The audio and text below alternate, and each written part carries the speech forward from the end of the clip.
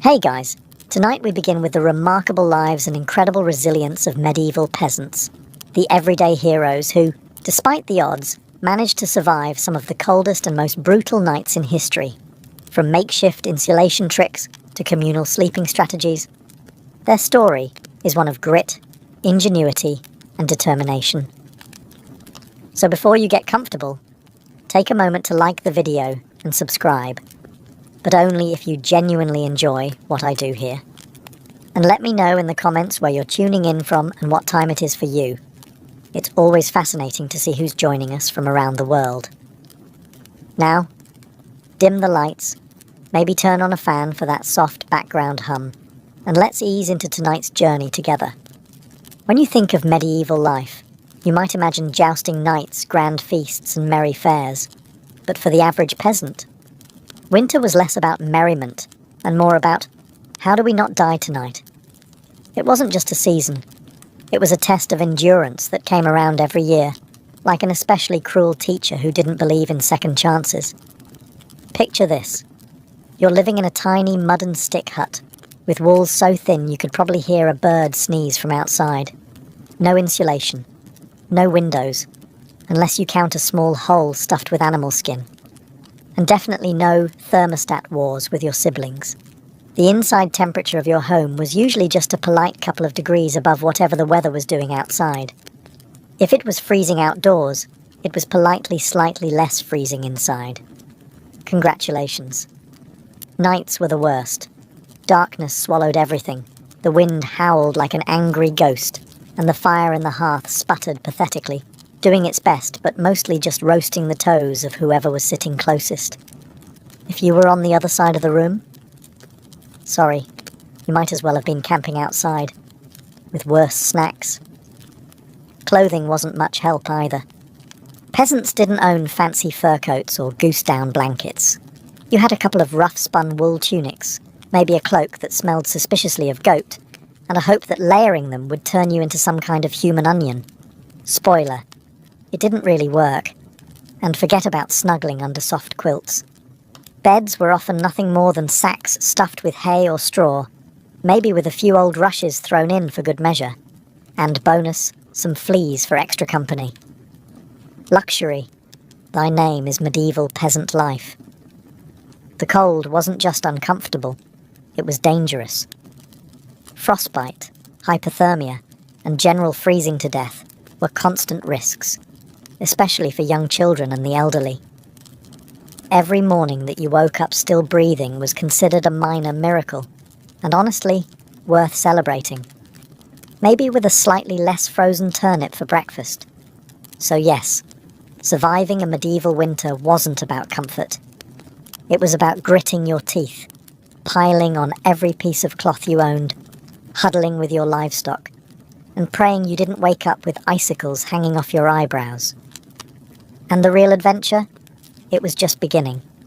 If you think your apartment is drafty because the window doesn't close properly, medieval peasants would like a word. Their homes weren't just drafty. They were basically very enthusiastic wind tunnels with a roof. Most peasant houses were what historians politely call wattle and daub construction. Translation? Sticks crisscrossed like a giant basket, smeared with a charming mixture of mud, straw, and animal dung. Yes, dung. They weren't trying to be gross. Dung was a cheap, sticky insulator. Plus, it was always readily available, shall we say. These walls, no matter how lovingly smeared, didn't stand much chance against a proper winter storm. The cold wind found every crack, every gap, and gleefully danced its way into the one-room homes, swirling around and making sure you never got too comfortable. Privacy? Absolutely not. Warmth? Not really. Character building? Definitely. And then there were the roofs. Thatched roofs looked picturesque, sure, but after a few months of rain and snow, they sagged, leaked, and occasionally let in the local wildlife. Nothing says pleasant evening like a squirrel dropping onto your dinner. Windows, if they existed at all, were laughably tiny and usually covered with thin animal hides or wooden shutters. Glass was so expensive that even the lord of the manor probably couldn't afford more than a single tiny pane. And peasants. They were just happy if the wind didn't rip the cowhide right off the wall mid-blizzard. To make matters worse, floors were often just compacted dirt. When it rained or snowed heavily, mud seeped up through the ground, so technically you could say they had indoor water features. Not that they appreciated it. In winter, every step inside your own home could feel like trudging across a frozen marsh. Cold from below, cold from above, cold from inside. It was a three-dimensional assault on your body heat. But medieval peasants weren't the type to whine. They packed gaps with moss, jammed old rags into the worst drafts, and huddled close to each other. Human insulation at its finest. Creativity, stubbornness, and a bit of sheep grease rubbed into the walls were often the only things standing between them and becoming medieval popsicles. Because if your house was falling apart, and your best protection against the elements involved mud and goat hair, well, at least you could laugh about it. Sort of. If your teeth weren't chattering too hard. As if the freezing air wasn't enough, medieval peasants also had to battle a silent enemy rising from below. The frozen ground itself. Floors weren't really floors back then. They were just slightly flatter patches of earth inside your home.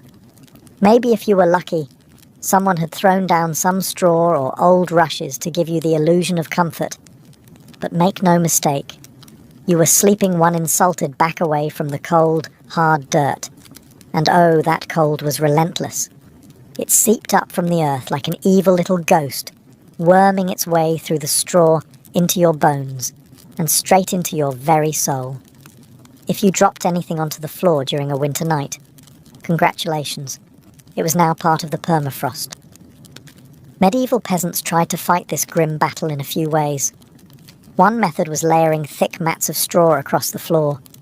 If you could afford it, or more realistically, if you could steal enough of it from your neighbour's field without getting caught, you might have a decent insulating barrier. But straw flattened fast, got mouldy even faster, and added an extra crunchy soundtrack to your already miserable nights. Some homes layered dried rushes onto the dirt instead. Every so often they would throw fresh rushes on top without cleaning out the old ones. Over time, this created a fascinating ecosystem of decomposing plants, fleas, and whatever mystery creatures decided to move in. It was basically medieval carpet padding. If your carpet was alive, slightly damp, and smelled like a wet dog. Beds, for those who had them, didn't solve much. They were usually little more than wooden frames packed with, you guessed it, more straw or hay. Instead of cosy mattresses, you had poking, shifting, crunchy layers that did little against the cold radiating from below. Tossing and turning wasn't about comfort. It was a desperate, awkward dance to keep blood flowing and avoid freezing one side of your body. The truth is, medieval peasants didn't conquer the icy ground so much as learn to live uncomfortably above it. A good night's sleep wasn't about dreams or softness. It was about waking up with all your toes still attached. And if you could pull that off, hey, you were doing better than most. If medieval homes had a single hero during winter, it wasn't the roof, or the walls, or even the brave layers of dirt and dung insulation. It was the hearth, a crackling, stubborn fire pit that served as the only real defence against the cold, the darkness, and the general gloom of medieval life. At the centre of nearly every peasant home was a simple fire. No fireplace with a fancy stone mantel, no neat chimney sweeping the smoke skyward. Instead, you had a basic pit or pile of stones, some half-burned logs, and enough smoke pouring into the room to make you wonder if you were slowly becoming a ham. That's right. Most homes didn't even have chimneys. Smoke just kind of did its best. It drifted out through small holes in the roof, cracks in the walls, or right into your lungs if it was feeling lazy that evening. It wasn't ideal for breathing, or your overall lifespan. But on the bright side, it did a great job of fumigating fleas and other unwanted guests. Who needs pest control when you're marinating in smoke 24/7? The hearth wasn't just about warmth either. It was the kitchen, the light source, and sometimes even the medieval version of a television. People sat around the fire telling stories, gossiping, or just staring into the flames because, frankly, there wasn't much else to do after sunset. Keeping the fire alive wasn't just a nice idea, it was mandatory. Letting the fire die out at night was like putting up a sign for the cold to come in and finish you off. Plus, reigniting a fire in winter wasn't as easy as striking a match. You had to work with flint, steel, kindling, and more prayers than you'd ever offered before. Everyone in the family had a duty: stoking the flames, watching the embers, adding peat, sticks, or if you were lucky, a precious piece of dry wood. It was a constant battle between human persistence and the smothering cold that wanted nothing more than to snuff you out. The hearth didn't guarantee survival, but without it, survival was downright impossible. It was a smoky, sputtering, often disappointing little fire. But in a medieval winter, it was the beating heart of hope. If there was one thing medieval peasants feared more than running out of ale, it was letting the fire go out overnight. Without that warm, flickering lifeline, the cold would creep in faster than a tax collector after harvest. And in the dead of winter, restarting a fire from scratch wasn't just inconvenient, it could be deadly. Matches didn't exist yet. Lighters? Dream on. Rekindling a fire meant striking flint and steel together, praying for a single precious spark, and then coddling that spark with tender love and whatever dry kindling you hadn't already burned days ago. Imagine trying to do all this in the freezing dark, half asleep with frozen fingers. Now add a hungry wolf howling in the distance for extra motivation. So peasants got smart. They banked the fire. No, not in a cosy savings account. Banking meant carefully burying the embers under a mound of ash right before bed. The ash acted like a blanket, insulating the glowing coals and keeping them alive, just barely, until morning. If you did it right, you could stroll over at sunrise, poke the pile a little, add fresh wood, and, voila, fire without the frostbite. But if you did it wrong, well, let's just say mornings got a whole lot colder, and a whole lot grumpier. Fire banking was an art, passed down from parent to child like a prized family recipe. Everyone had their own little secrets. Some said use dry ash only, others insisted a bit of dampness was key. Some packed the embers tight, others let them breathe. You could practically start a medieval argument just by suggesting a better fire banking method. It was the ancient version of arguing over barbecue techniques, just with slightly higher survival stakes. Sometimes banking the fire wasn't enough. A howling wind might sneak through a crack and snuff it out anyway, or a clumsy sheep might stumble into the hearth. Yes, it happened. That's why some families took turns getting up in the night to check the coals, basically the medieval equivalent of sleepwalking to the thermostat. In the end, fire banking was less about mastering nature and more about buying just a few more precious hours of warmth. And if you woke up to even a single surviving ember, that was your victory, right there, and enough to face another day of battling the cold. In medieval times, the phrase, "the more, the merrier," wasn't just about parties. It was a winter survival tactic. When the fire sputtered and the freezing winds whistled through every crack, there was one surefire source of warmth: each other. And if that meant sleeping cheek to cheek with your entire family, neighbours, livestock, and possibly a very confused goose, so be it. Forget about personal space. Privacy wasn't even a concept. On the coldest nights, the goal wasn't comfort. It was, don't wake up frozen to the floor. Entire households piled into the warmest corner of the house, wrapped in whatever scraps of cloth they could find, and formed what could best be described as a desperate, snoring human lasagna. Younger kids squeezed in between parents, grandparents snuggled under the outer layers, and if Cousin Ethel showed up unexpectedly, well, there was always room for one more. If you were lucky, you got to sleep in the middle, where body heat radiated from all sides. If you were unlucky, you were on the edge, the medieval equivalent of sleeping next to the door of a meat locker. And woe to the person who moved too much during the night. You shift once to get comfortable, and suddenly you've knocked Aunt Maud into the freezing draft by the wall. Congratulations, you're now the family villain. Sometimes even bedding was shared. A communal straw mattress that slowly flattened under the nightly weight of multiple generations. And because hygiene wasn't exactly winning any awards back then, let's just say it wasn't the most fragrant sleeping arrangement. But hey, when it's you versus frostbite, you stop being picky.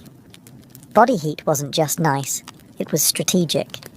Some medieval guides even recommended deliberately arranging the strongest, warmest people on the outside of the group, like human shields against the cold. Babies and frail elders were tucked deep in the centre, treated like the precious little heat generators they were. This wasn't just about survival, though. Over time, it became part of daily life, part of family bonding. Long winter nights huddled together led to storytelling, singing, and undoubtedly some very interesting conversations muffled under a shared wool blanket. So next time your sibling steals your blanket or your dog hogs the bed, just remember, at least you're not fighting for elbow space between a snoring uncle and a particularly judgmental goat. If you thought modern roommates were a challenge, medieval peasants would like to introduce you to their winter housemates. Cows, goats, pigs, chickens. Basically anything with a pulse and a little bit of body heat. Bringing animals indoors wasn't just a quirky village tradition. It was vital for survival. Livestock generated warmth, and in a poorly insulated hovel where the wind howled louder than your stomach, every little degree mattered. Plus, if your goat shared a wall with you, it was slightly less likely to get stolen by a neighbour in the dead of night. 2 birds, 1 stinky stone. At night, the house became a chaotic living furnace. Chickens nested in corners, pigs snorted near the hearth, and cows lounged luxuriously against the walls, chewing cud like they paid rent. It wasn't glamorous, far from it. If you've ever been stuck in a car on a summer road trip with someone who forgot to shower, imagine that. But it's a cow, it's winter, and there's literally nowhere else to go. The smells? Legendary. By springtime, the perfume of a shared winter was something fierce. You didn't need to light a candle. Your nostrils were already on a wild ride. But medieval peasants developed a selective nose. They didn't complain much because they knew one uncomfortable truth. The more animals inside, the fewer frozen toes in the morning. Certain animals even had prime spots. Cows, being the biggest and warmest, usually took centre stage near the family. Goats were allowed closer in for their warmth, and because goats, being goats, would find a way inside anyway. Chickens roosted in rafters or old baskets, and pigs, well, pigs didn't care. They plopped down wherever they pleased, probably right in the middle of the floor. Of course, sharing your bedroom with livestock wasn't without hazards. Imagine drifting off peacefully, only to be rudely awakened by a chicken deciding your hair makes a good perch, or stepping barefoot into something suspicious. First thing in the morning. Yes, medieval mornings could be full of surprises. Still, despite the noise, the smells, and the occasional hoof to the ribs, peasants understood the simple math. Cold kills, and cows cuddle, whether they want to or not. In the battle against winter's icy fingers, a warm, slightly slobbery cow breath was often the deciding factor between life and death. In medieval winters, fashion wasn't about looking good, it was about not dying. Peasants weren't flipping through the latest trends, they were layering up like they were preparing for battle against the Grim Reaper himself. The rule was simple. If you owned it, you wore it. Sometimes, all at once. First, the basic undertunic, a scratchy, probably not too clean linen shirt. Over that, a thicker woolen tunic, then another, if you had it. Add some leggings that sagged at the knees, a rough cloak draped over your shoulders, and, if you were really lucky, a patched-up sheepskin thrown on top like a prize trophy. Congratulations, you are now approximately 10% warmer and 90% itchier. Boots were a luxury. Many peasants wrapped their feet in layers of cloth or old rags and stuffed them into wooden clogs. If the cold still bit through, well, you just added another rag and hoped you didn't lose a toe. And forget about washing all these layers. Washing your clothes in the middle of winter meant dragging them to a frozen stream, smashing through the ice, and then waiting 2 days for your only shirt to dry, if it didn't just freeze into a tragic shirt cycle. Most peasants wisely decided that smelling like a mix of smoke, sweat, and sheep was a small price to pay for not freezing solid. Interestingly, the dirt and grease buildup had a bonus feature: insulation. That grimy layer locked in body heat. It was like a medieval Gore-Tex jacket, just smellier and far less socially acceptable today. Hats, scarves, and gloves were prized treasures. A simple woolen cap could mean the difference between making it through the night or waking up with hair frozen to the wall. Gloves were often homemade from whatever scraps of leather or fabric people could scrounge, sometimes looking more like sad puppet costumes than anything fashionable. Children were especially swaddled until they resembled overstuffed turnips, waddling awkwardly around the house. The goal was to trap as much precious body heat as possible. Style? Elegance? Never heard of them. Warmth was the real medieval flex. So, the next time you complain about layering up for a chilly day, just remember, medieval peasants walked around wearing half their wardrobe at once, looking like lumpy laundry bags, and counting themselves lucky for it. In the medieval peasant playbook, dirt wasn't just something you scrubbed off. It was practically a survival tool. As it turns out, getting grimy wasn't a sign you'd given up on life. It was tactical, strategic, dare we say, genius. See, winter posed a very specific problem: heat loss. Clean clothes, especially freshly laundered linen, were surprisingly terrible at keeping you warm. They were breathable, sure, but when the air temperature hovered somewhere between hypothermia and instant regret, breathable wasn't exactly a selling point. That's where dirt came in. As peasants trudged through day after day without washing their clothing, layers of grime, natural body oils, and good old-fashioned mud began to build up on their tunics, cloaks, and leggings. Over time, this natural armor clogged the tiny gaps in the fabric, making clothes more wind-resistant. It was like medieval weatherproofing, just smellier. Sure, you smelled like a goat who lost a bet, but guess what? You were warm. In fact, some medieval folks believed that washing yourself too often in winter could actually make you sick. Better to keep that protective, holy filth barrier intact. Bathing was rare, laundry even rarer, and soap, when it existed, was reserved for serious occasions, like when the bishop showed up, or maybe right before you died. Adding to the strategy, peasants layered their clothes without changing the ones underneath. You just threw your new layer on top of last month's. Eventually, you became a walking museum of the past 6 weeks. Every stain telling the heroic story of that one time I slipped in the mud but didn't die. To outside observers, medieval peasants might have looked and smelled like they had completely given up on hygiene. But the peasants knew better. That grimy, crusty tunic was a thermal shield against death by frostbite. It wasn't glamorous, but neither was freezing to death because you wanted to smell like flowers. Besides, in a world where literally everyone stank to high heaven, you weren't offending anyone. Nose blindness was practically a way of life. So yes, in medieval winters, filth wasn't failure. It was fashion. It was function. And if you had a thick, greasy outer layer by February, you, my friend, were winning at life. If you thought medieval peasants spent their winters tucked into plush featherbeds with embroidered quilts, think again. The reality was a bit more rustic.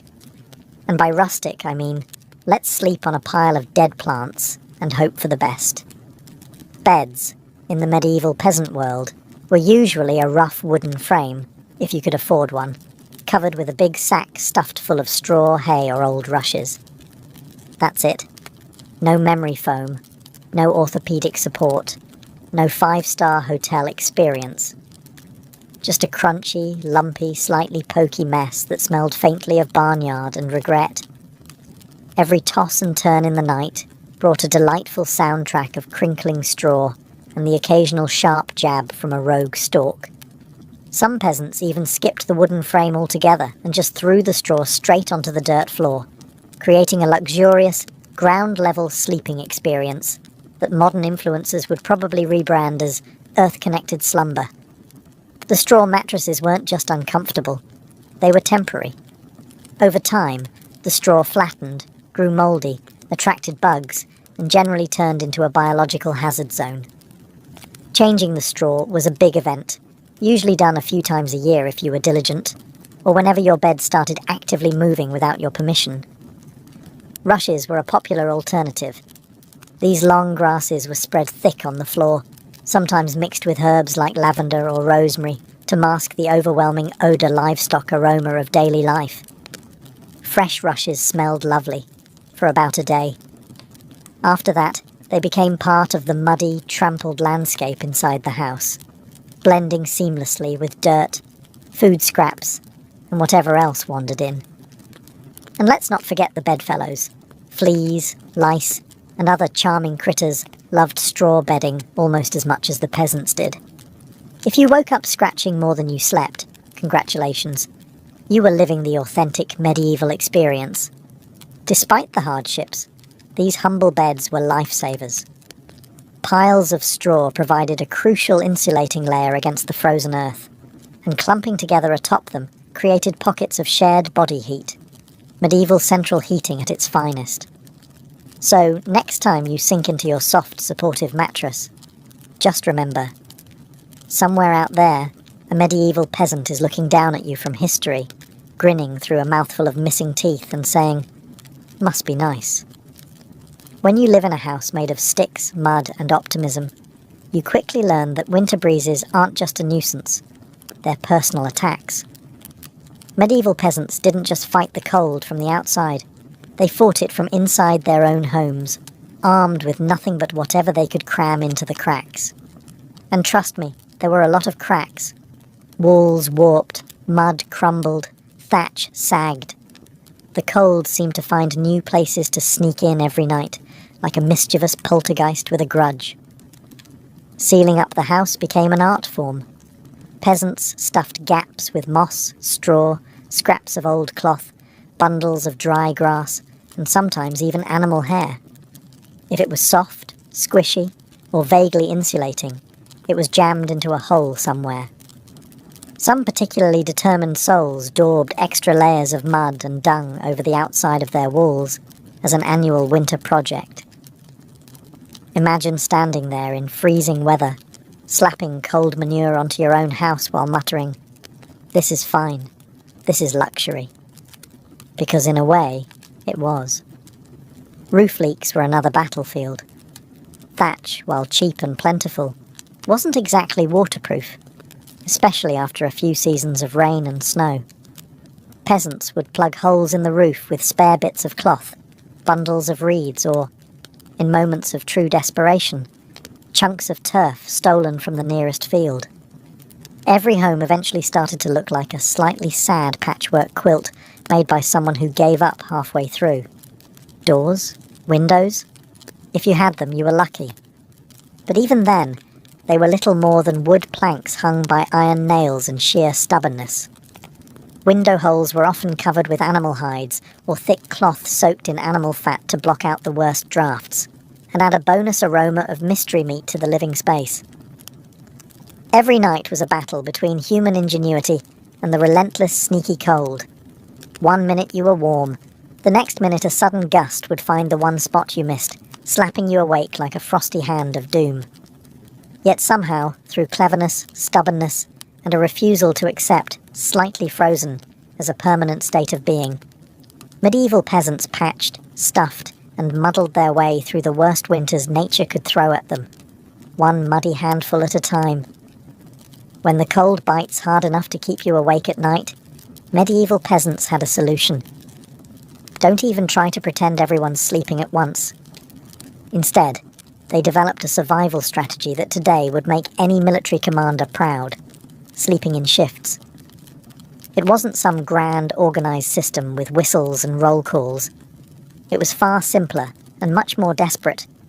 Half the household stayed awake, tending to the fire and patching up stray drafts, while the other half curled up under threadbare blankets and hay, trying to catch a few precious hours of half-frozen sleep. The fire needed constant attention. Left alone, it would die down, and restarting it, remember, was about as easy as getting a stubborn donkey to dance. So someone had to be on ember patrol. And since no one wanted to get up once they were finally warm-ish, families rotated shifts.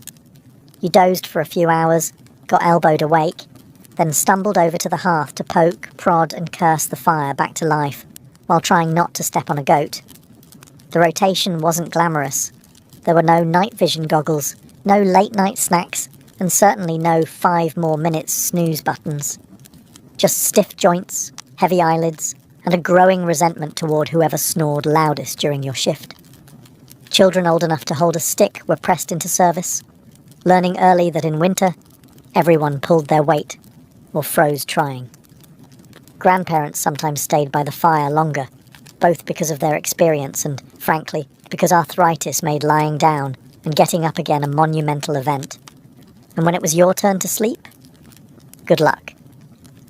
With people moving about, animals rustling, wind battering the walls, and the occasional sharp nudge from a sibling who, accidentally, rolled over too hard, getting quality rest was a miracle. Yet despite the exhaustion, the system worked. Sleeping in shifts meant that there was always a set of eyes, and cold, begrudging hands, ready to keep the hearth alive. The embers survived, and by extension, so did the family. So next time you grumble about waking up to adjust the thermostat or let the cat out, spare a thought for the medieval peasant, squinting into a smoking fire at 3 a.m, wondering if toes were really that important after all. You know it's cold when you have to think about how you breathe just to stay alive. Medieval peasants didn't just battle the freezing air with cloaks, fires, and creative sleeping arrangements. They even adjusted the way they inhaled and exhaled to survive the night. The problem was simple. Deep, open-mouthed breathing pulled icy air straight into your lungs. In a world where pneumonia could kill you faster than you could say, "Hail Mary," that was a risk nobody wanted to take. So peasants learned the art of what you might call survival breathing.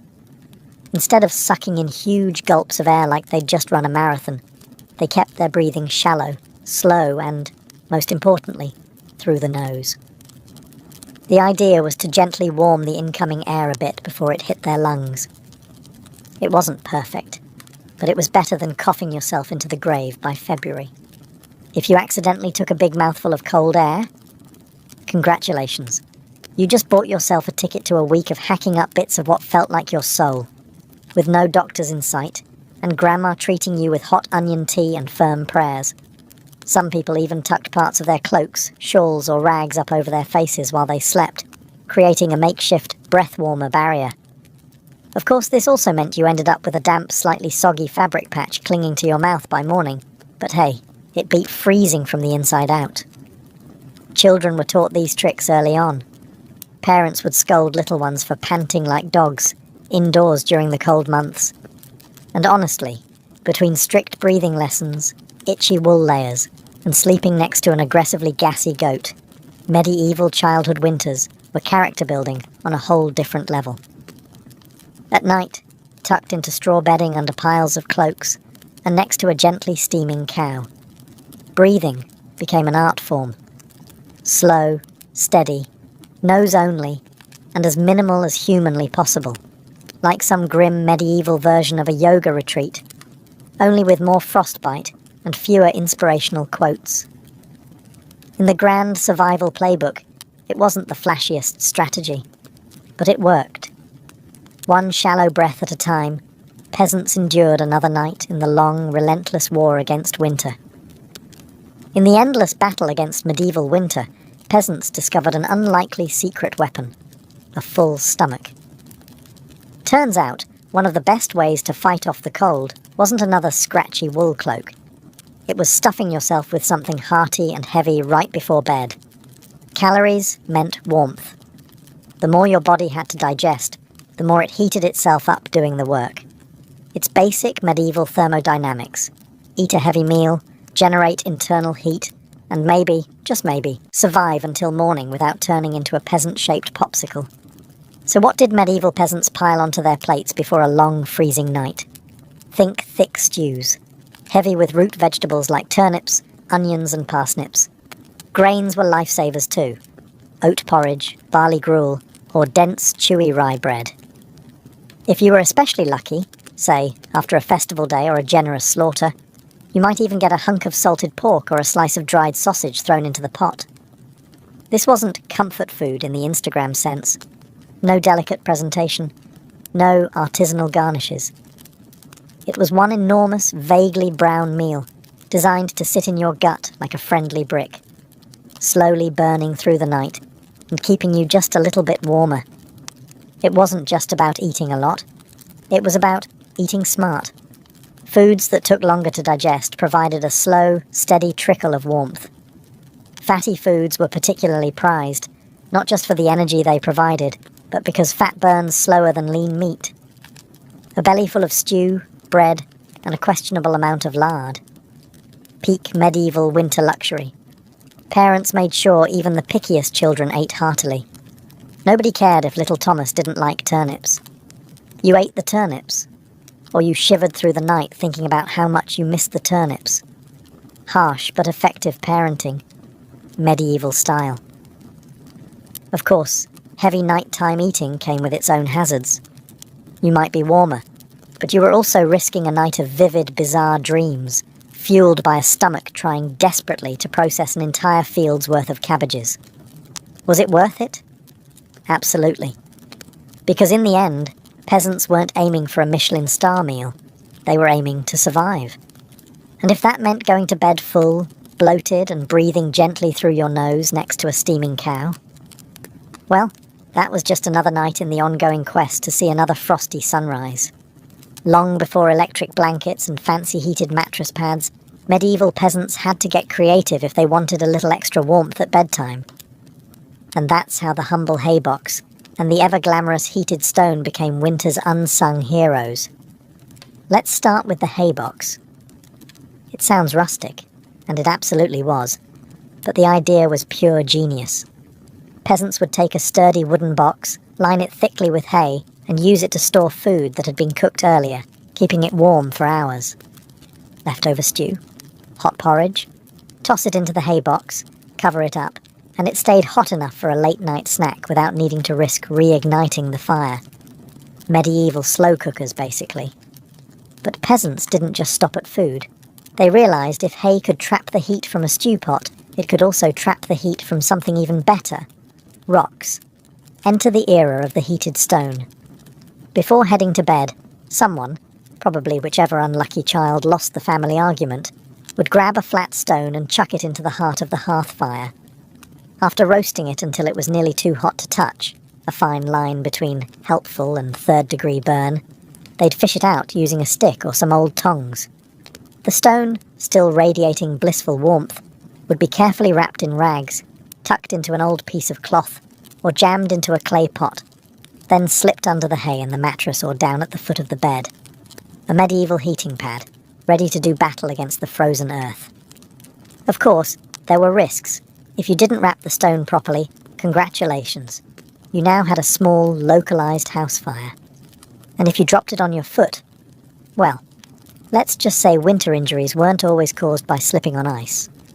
But when everything went right, that stone provided precious, comforting warmth that could last for hours. It wasn't luxurious, but when you lived in a half-frozen hut, luxury was defined as not waking up with icicles dangling from your nose. In the grand arsenal of medieval winter survival, a hot rock tucked into some hay might not sound glamorous, but for peasants clinging to whatever heat they could find, it was a tiny miracle. In a medieval peasant's home, the hearth wasn't just where you cooked dinner. It was practically a family member. A temperamental, smoky, sometimes uncooperative family member, sure, but still absolutely essential to survival, especially when it came time to sleep. The closer you were to the fire, the better your odds of waking up unfrozen. That meant sleeping arrangements were less about personal preference and more about strategic positioning. Infants, the elderly, and anyone sick or frail got first dibs on prime hearth real estate. Parents, older kids, and sturdier adults fanned out from there like human insulation layers. Being assigned a spot close to the fire wasn't just kindness. It was basic survival math. Babies were fragile heat generators, and elders were precious repositories of family knowledge, and, let's be honest, the best gossip. Protecting them with prime warmth was non-negotiable. But it wasn't all cosy toasting by the flames. Too close, and you risked waking up with your hair singed or your cloak smouldering suspiciously. Too far, and you were basically camping in an icebox. It was a delicate dance. Stay near enough to bask in the fire's glow, but not so near that you had to explain to your neighbour why you now looked like a half-cooked roast. The fire also didn't spread warmth evenly. It mostly roasted the people directly in front of it, while everyone else fought over the narrow cone of heat like cold lizards jostling for a sunbeam. If you were lucky enough to fall asleep facing the fire, you might have one blissfully warm side, and one side frozen so solid you could probably knock on it. Pets and livestock, of course, muscled in too. A dog might wedge itself between you and the fire, tail wagging dangerously close to open flame. Chickens sometimes perched perilously on hearthstones, clucking softly into the night like tiny feathery guardians of warmth. Every crackle of the logs, every shift of glowing embers, was a tiny promise. You're still alive, you're still warm, for now. And so peasants drifted into uneasy sleep, lulled by the fire's pops and hisses, each breath forming small clouds in the frigid air beyond the fire's fragile circle. It wasn't perfect, it wasn't comfortable, but it was life, clinging to warmth by a thread of glowing coals. In the medieval world, no one survived winter alone, unless they wanted to become a very stylish frozen statue by January. Survival wasn't just a family affair. It was a village project, a messy, muddy, loud collaboration where everyone's warmth and life depended on everyone else. The peasants knew that in the dead of winter, a strong fire and a pile of hay could only do so much. If your neighbour's house went dark, you noticed. If the smoke from old Tom's hearth suddenly stopped curling into the sky, someone went to check. And not just because Tom owed you a chicken, though that might be part of it, but because community meant survival. Villages had unofficial winter watchers, often the young or the elderly, who couldn't work the fields, but could keep an eye on who was coughing too hard, who hadn't come to barter at the market in a few days, or whose home looked a little too still in the morning frost. These people were the medieval version of neighbourhood patrol, minus the reflective vests, plus a lot more sheep. If a family's fire went out, it was a near emergency. A good neighbour would rush over with a glowing coal bundled in rags, or better yet, invite them into their own smoky, overcrowded hut for the night. Yes, it meant squeezing an extra 4 bodies into an already cramped space, but it was better than finding frozen friends come spring thaw. Communal food stores played a role too. During especially brutal winters, villages sometimes pooled their last salted meat, grain, and dried vegetables. It was grim charity. No one had much, but a few communal meals could be the difference between staggering into spring or not. Even children understood the stakes. They helped deliver wood, shared embers, and ran urgent messages when someone needed help. No one was too small or too tired when winter came knocking. Sure, medieval villages weren't all sunshine and hugs. Feuds happened. Disputes over land, goats, or who borrowed whose good cooking pot never really went away. But when the nights grew deadly cold, old grudges were often quietly shelved. After all, a rival was still worth saving, because tomorrow it might be you needing rescue. In the icy heart of winter, the village became one big, stubborn family. Sometimes dysfunctional, often hilarious, always fiercely determined to survive together. One muddy boot, one crackling ember, one frozen smile at a time. When medieval peasants faced the merciless cold of winter, they didn't just pile on cloaks or stoke the fire. They prayed. A lot. Because when the wind howled like wolves outside your paper-thin walls and the fire shrank into sullen embers, you wanted every possible advantage, including a little divine intervention. Faith wasn't just a Sunday affair back then. It was woven into every frozen breath. Before crawling under layers of straw and scratchy wool, families would kneel together, offering up hurried prayers to keep the fire burning, the roof intact, and their toes attached by morning. Saints became more than distant holy figures. They were winter's frontline defence. Saint Blaise, for instance, was called upon to protect against throat ailments. Not a minor concern when one mouthful of icy air could land you coughing up your soul. St. Nicholas wasn't just the jolly gift-giver of later legend. He was also asked to protect households from sudden ruin during the lean, deadly months. Superstitions wrapped themselves snugly around daily survival. Some families sprinkled a little holy water near the hearth before sleeping, hoping it would protect against evil spirits, or at the very least, mischievous drafts. Others marked doorways with blessed chalk after certain feast days, pleading for warmth and luck to find their way inside. Candles played a role too. Special vigil candles, often blessed by the local priest, or the most pious old woman in the village, were sometimes kept burning throughout the night, a flickering plea against the cold darkness clawing at the walls. And of course, no serious winter prayer session was complete without a few promises. Dear Lord, if you just get us through this night, I swear I'll be kinder to my neighbour, even the one who keeps stealing our turnips. Faith wasn't some abstract comfort. It was a daily, urgent conversation. The peasants weren't asking for luxury, just survival. A little heat, a little food, and one more day to muddle through until spring broke the frozen grip on their tiny villages. It was simple, raw hope, whispered into the smoky rafters, tangled in breathless prayers, and tucked under itchy blankets, that somehow carried them through the endless, merciless nights of winter. For all the ingenuity, prayers, and stubbornness medieval peasants threw at winter, the truth was chilling. Sometimes it wasn't enough. And when winter won, it didn't just take a few unlucky souls. It took entire families, whole villages, vanishing them into silence beneath a heavy shroud of snow and ice. Some winters were particularly cruel, like the infamous Great Famine Winter of 1315, when rains destroyed crops, livestock starved, and freezing temperatures turned an already brutal existence into a slow, grinding disaster. People were so desperate that stories whispered of eating shoe leather, bark, and, in the most horrifying cases, each other. Failure to keep the fire alive wasn't just an inconvenience. It was often a death sentence. Without the hearth's meagre warmth, families huddled together for the final time. Neighbours would sometimes stumble across whole households in spring, bodies still locked in one another's frozen embrace, as if trying to share just a little more heat until the very end. Houses themselves could collapse under the weight of heavy snow or battering ice storms. A roof giving way in the middle of a frozen night wasn't just catastrophic.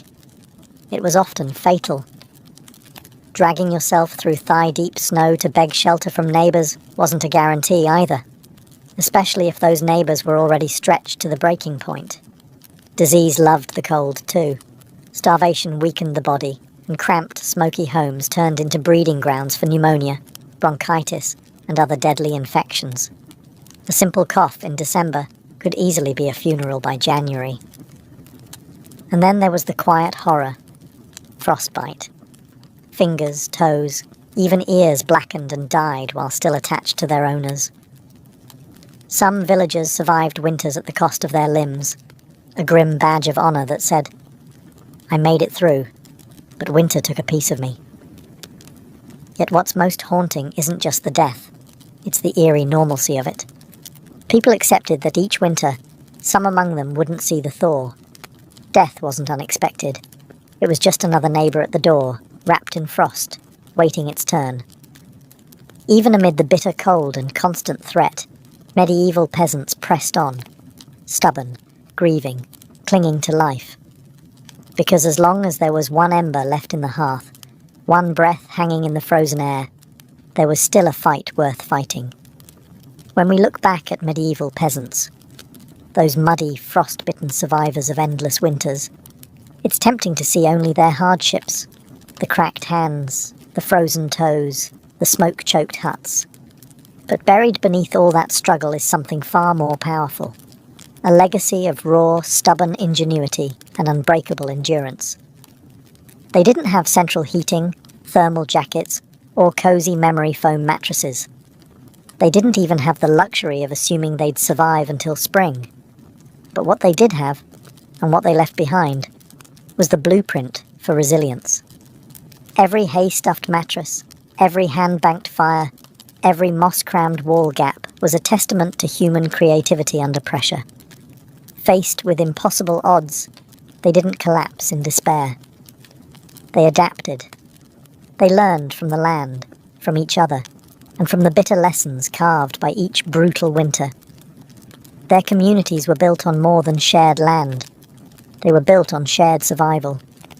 They taught each other to watch over the sick, to pool resources when food ran low, to trust that helping a freezing neighbour today meant someone might help you tomorrow. They lived by the understanding that no one beats winter alone. Their faith, too, was a kind of endurance. They wove prayers into their daily lives, not just out of fear, but out of hope. Fragile, stubborn hope that tomorrow might be a little warmer, a little brighter. Hope that after 100 dark nights, spring would come again, and life would find a way to push through the frozen ground. And somehow, it did. Because of their sacrifices, because of their unglamorous victories, surviving one more night, one more storm, future generations thrived. Bit by frozen bit, they pushed humanity forward, enduring winters their ancestors could barely survive, until warmth and comfort became common expectations instead of distant dreams. Their blood, sweat, and ingenuity are stitched invisibly into the lives we live now. Every cozy blanket, every warm house, every lazy winter evening spent sipping tea under soft lights. All of it is the end result of countless medieval peasants refusing to give in to the cold. So the next time the wind howls outside your double-paned window, maybe spare a thought for them. The nameless, fearless ones who turned shivering survival into a living legacy. One ember, one breath, one stubborn heartbeat at a time. Anne Boleyn didn't come into the world with a crown on her head, or armies at her feet. Born around 1501, likely at Blickling Hall or Hever Castle, she was the daughter of Thomas Boleyn, an ambitious diplomat, and Elizabeth Howard, a noblewoman with powerful family ties. In the grand scheme of Tudor society, Anne's birth barely stirred a ripple. Yet from these modest beginnings, something extraordinary was taking root. A life that would one day tilt the course of English history. From an early age, Anne was set apart not by her wealth, but by her mind. She was clever, spirited, and, by all accounts, magnetic. Recognizing her potential, her family sent her abroad to the continent, where her education truly began. First, she served Margaret of Austria in the glittering court of the Netherlands, an experience few English girls could dream of. There, Anne absorbed the art of diplomacy, refined manners, and the subtle dance of European politics. But it was in France that Anne's brilliance was truly polished. She spent years in the sophisticated courts of Queen Claude and Queen Marguerite of Navarre, learning the language of influence, elegance, flirtation, wit. While other young women perfected their embroidery, Anne mastered conversation, intrigue, and the art of commanding attention without ever seeming to seek it. By the time she returned to England in the early 1520s, Anne was something rare. A woman who could rival the sophistication of continental courtiers while carrying the ambition of a rising English house. She wasn't a classic beauty. Even her admirers admitted as much. But she was arresting.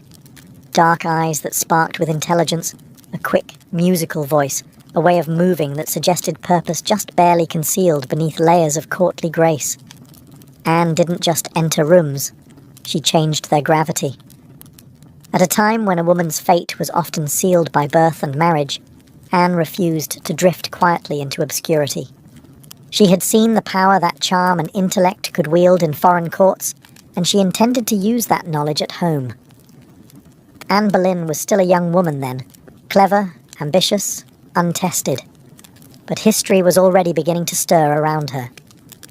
The girl who returned to England was no longer just Thomas Boleyn's daughter. She was a player in a larger game, one that would soon engulf the crown itself. When Anne Boleyn returned to the English court, she was unlike anyone the nobility had ever seen. In a world full of pale-faced, modest English roses, Anne was a thunderstorm, electric, unpredictable, impossible to ignore. Her dark hair, bold eyes, and quick, sharp wit set her apart from the gentle, obedient ladies who filled the court of King Henry VIII.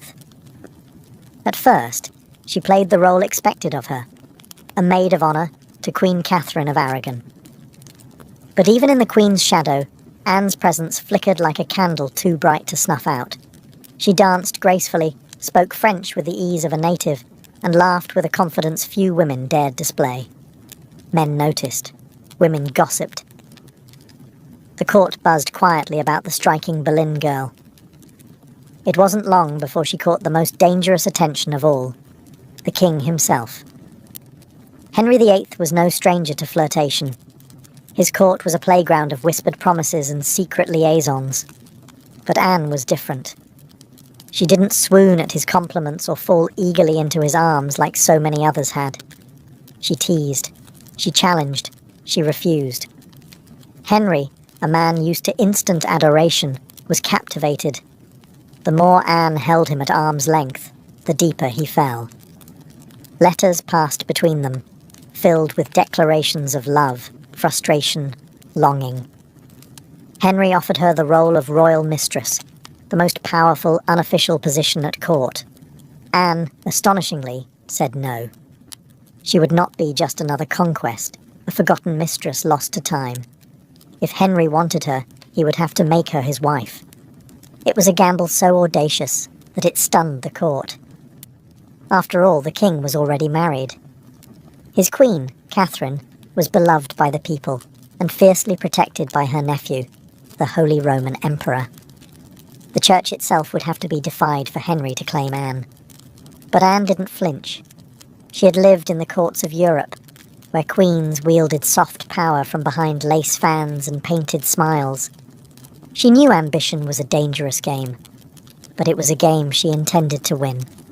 Standing in the candlelit halls of the English court, Anne Boleyn made her choice.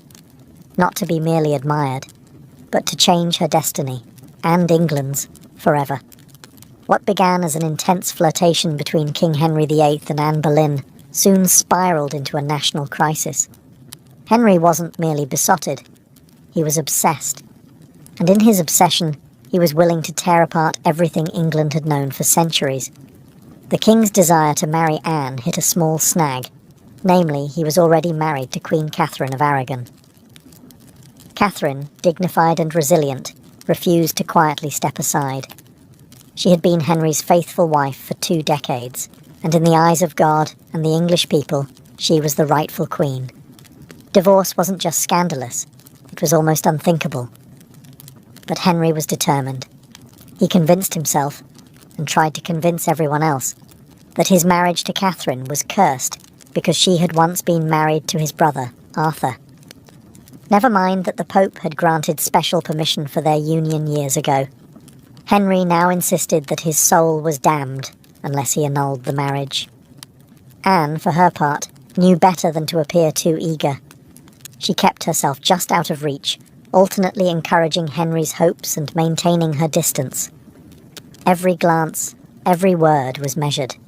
She wasn't merely aiming for marriage. She was positioning herself to become Queen of England. The court erupted into whispers and factions. Some noble families eagerly courted Anne's favour, seeing the winds of power shifting. Others clung fiercely to Queen Catherine, horrified at the idea of Anne replacing her. Diplomats wrote desperate letters back to Rome. Foreign monarchs threatened retaliation. Henry's own advisers shifted uneasily, sensing the ground trembling beneath their feet. As months turned into years, Henry's frustration grew. He bombarded the Pope with petitions, manoeuvred his lawyers into finding loopholes, and slowly began to realise that the church would not bend easily. Catherine had powerful allies, including her nephew, Emperor Charles V, the most powerful man in Europe. Still, Henry pressed on, defying advice, tradition, and increasingly, the law itself.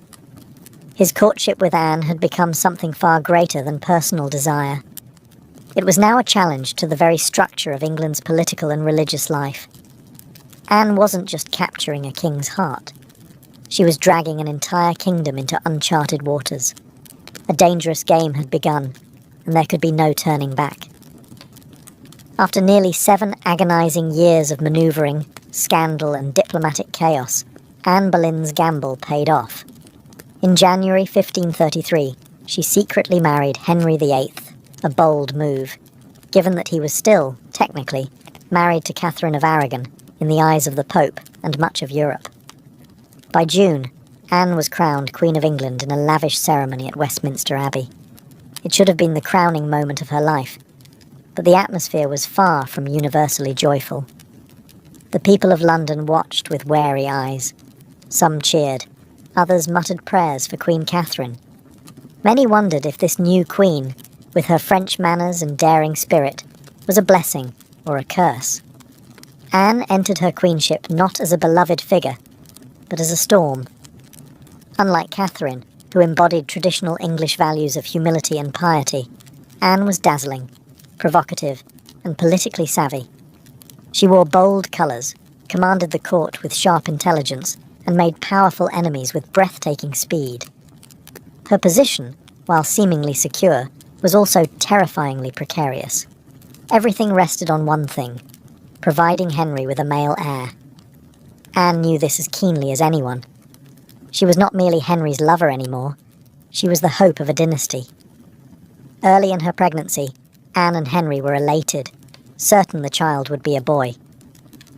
But in September 1533, Anne gave birth to a daughter, Elizabeth. To Anne's credit, she masked her crushing disappointment with grace, insisting the next child would surely be a son. Henry, however, was less composed. His eyes, once full of adoration, now flickered with doubt. Still, for a time, Anne's star burned brightly. She reshaped the English court in her image, elevating her family to unprecedented heights and becoming the first queen in English history crowned with the sacred oil usually reserved for kings. Her influence was vast. Foreign ambassadors sought her favour. Courtiers reshuffled alliances to be in her good graces. The once obedient Henry began moving England officially away from Rome, creating the Church of England with himself at its head, all so that Anne's crown could not be questioned. Yet even in her triumph, dark clouds gathered. Friends whispered behind their hands. Rivals circled, waiting. And Henry, fickle and restless, was already beginning to look beyond the brilliant woman who had rewritten the kingdom for him. Anne had won the throne, but keeping it would demand more than charm, ambition, or even love. Anne Boleyn had climbed higher than almost any woman of her time. But the higher you rise, the harder the fall. Almost from the moment she placed the crown on her head, the cracks in her world began to show. At the heart of Anne's struggles was the pressure to produce a male heir. Her first child, Elizabeth, though bright and healthy, was not the son Henry VIII had hung his dynastic hopes upon, and the clock was ticking. Anne suffered multiple pregnancies in quick succession, but heartbreak followed. Miscarriages that left her physically weakened and emotionally battered. Each lost child chipped away at the foundation she had built. Henry, once passionately devoted, began to pull away, his disappointment carving rifts between them. Anne, never one to suffer in silence, argued, demanded, fought to keep her place. But Henry, a man who prized obedience as much as beauty, grew tired of her sharpness, her defiance, the very fire that had once drawn him in. Outside the royal chambers, enemies were gathering like wolves. Many nobles who had tolerated Anne's rise with gritted teeth now openly schemed for her downfall. Catherine of Aragon's supporters never forgave Anne for what they saw as theft and sacrilege. Even commoners whispered against her, calling her the Great Whore, blaming her for the schism with Rome and the heavy-handed changes that followed. And then came Jane Seymour. Quiet, demure, everything Anne was not. Jane captured Henry's wandering attention just as Anne's influence began to wane. Where Anne had dazzled him with brilliance and challenge, Jane offered soothing compliance. It was a dangerous shift, and Anne, perceptive as ever, saw it happening. She tried to reclaim her position, lavishing attention on Henry, promising more sons, begging for patience. But the king, ever fickle, had already begun imagining life without the woman for whom he had once torn a kingdom apart. Anne's political enemies, including Thomas Cromwell, once her ally, sensed the changing tide. They began laying the groundwork for a campaign of destruction, quietly gathering accusations, rumours, and witnesses. The woman who had played the dangerous game of ambition so masterfully was now losing ground.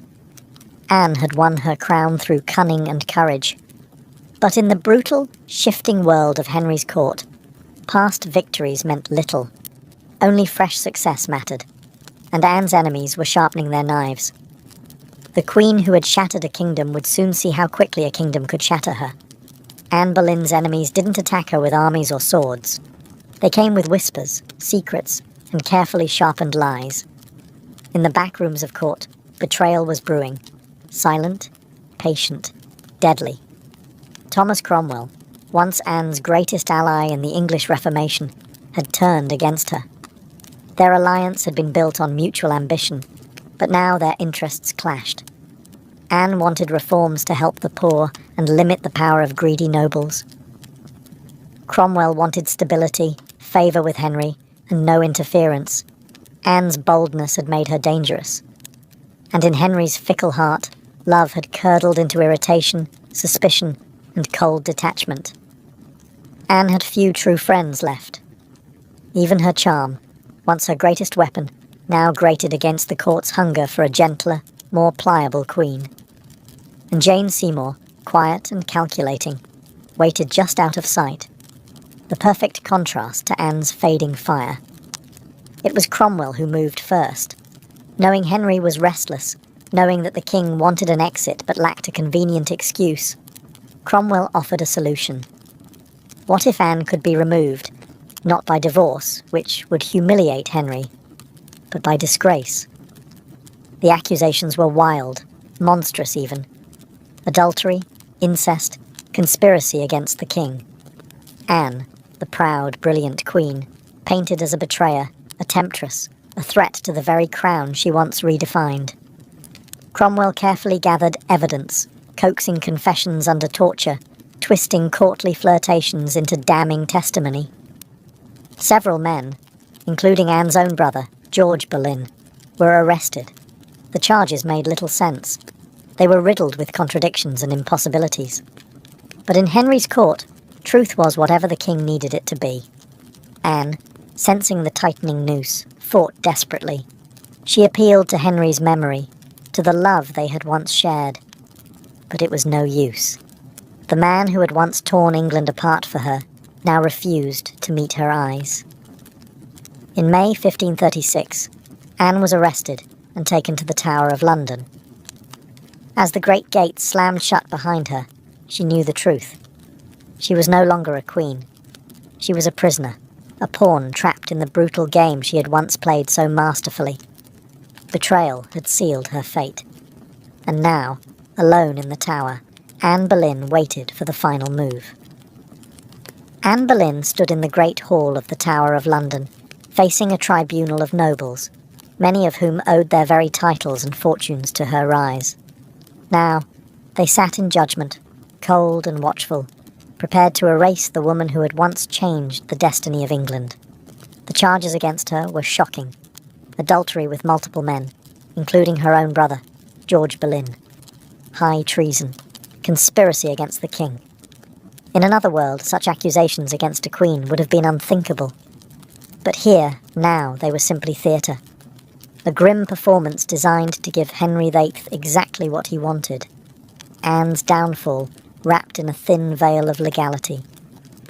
Anne defended herself with the same fire that had once won Henry's heart. She denied every accusation with intelligence, precision, and an unwavering composure that astonished even her enemies. She reminded them that she had been crowned with sacred oil, chosen by God, and anointed as Queen of England. She reminded them of her loyalty, her sacrifices, her love. But it was all for nothing. The verdict had been decided long before Anne set foot in the courtroom. The trial was a spectacle for the court and for the people, a public unmaking of a once unbreakable woman. Witness after witness, many coerced or bribed, spoke damning words. Dates and places contradicted each other. Evidence was flimsy, when it existed at all. But the truth was irrelevant now. Anne was found guilty. Her brother George and the other men accused with her were sentenced to death as well. Anne would be executed by beheading, a merciful sentence compared to the usual traitor's death of hanging, drawing, and quartering. When the verdict was read, Anne did not break. She stood tall, her face pale but her spirit fiercely intact. In those final moments before being led back to her cell, she spoke clearly, declaring that she was prepared to die, and prayed that God would have mercy on her soul. As the heavy doors of the hall closed behind her, the court exhaled in relief. The storm Anne had been, brilliant, dangerous, unforgettable, was nearly over. But even then, they did not understand. They were not erasing Anne Boleyn. They were immortalizing her, in betrayal, in tragedy, and in legend. After her trial, Anne Boleyn was returned to the Tower of London, not as the triumphant queen who had once commanded England, but as a condemned prisoner awaiting death. Yet even facing the end, Anne refused to crumble. In the cold, echoing halls of the tower, Anne prepared herself. She spent hours in prayer, kneeling on the hard stone floors, her hands clasped tightly, her voice steady. She confessed to no crimes because she believed she had committed none. She was not afraid to die, she said, but she prayed that her death would bring peace to the kingdom, and perhaps mercy to her little daughter, Elizabeth. Her ladies-in-waiting, those few who had stayed loyal, wept in private. Anne comforted them instead of the other way around. She joked bitterly at times, that she would be remembered as a queen who had lost her head. In her dark humour was the stubborn spark that had made her unforgettable. Henry VIII, meanwhile, showed no sign of mercy. He had already turned his attention to Jane Seymour. Even before Anne's execution date was finalised, Henry was arranging his next marriage. For Anne, this final betrayal, from the man who had once torn down a kingdom for her, must have been the deepest cut. On May 18th, 1536, Anne was told she would die the next morning. She slept little that night. Instead, she spent her final hours in prayer, asking God for forgiveness for all who had wronged her, and perhaps for herself, for the ambition and pride that had led her here. Henry, with a flicker of royal kindness, had arranged for a French swordsman to carry out the execution, faster, cleaner, less brutal than an axe. It was a small mercy, bought perhaps more for the king's conscience than for Anne's comfort. At dawn, Anne dressed carefully for her final moment. A dark grey gown of damask trimmed with fur, a crimson kirtle beneath, colours of dignity, of sacrifice. She pinned up her dark hair and tucked it beneath a simple cap, ready to face the blade with grace. As the tower's cold morning mist curled around the courtyard stones, Anne Boleyn, queen, mother, survivor, fighter, stepped forward. There would be no tears, no pleas, only a final act of courage in the face of history's judgment. Her end was near. But her story was just beginning. On the morning of May 19th, 1536, Anne Boleyn ascended the scaffold built within the Tower of London's walls. A small crowd gathered, courtiers, guards, a few witnesses, all wrapped in silence, as if even the stone walls held their breath. Anne stood tall, her grey gown fluttering slightly in the cold morning breeze. She looked thinner than she had at court, her face pale but calm. There were no hysterics, no broken sobs. If anything, she faced death with the same fierce dignity that had once shaken a kingdom to its knees. She spoke briefly, carefully choosing her final words. She did not accuse. She did not defend herself. She prayed for the king's health and prosperity, the very man who had abandoned her. In those final moments, Anne offered the world not a confession, but forgiveness. Her courage stunned even those who had come to see her fall. The French executioner, brought specially to ensure a swift death, stepped forward. Anne knelt upright, her hands folded in prayer, her eyes lifted toward the heavens. A small white cloth was tied around her eyes. She remained still.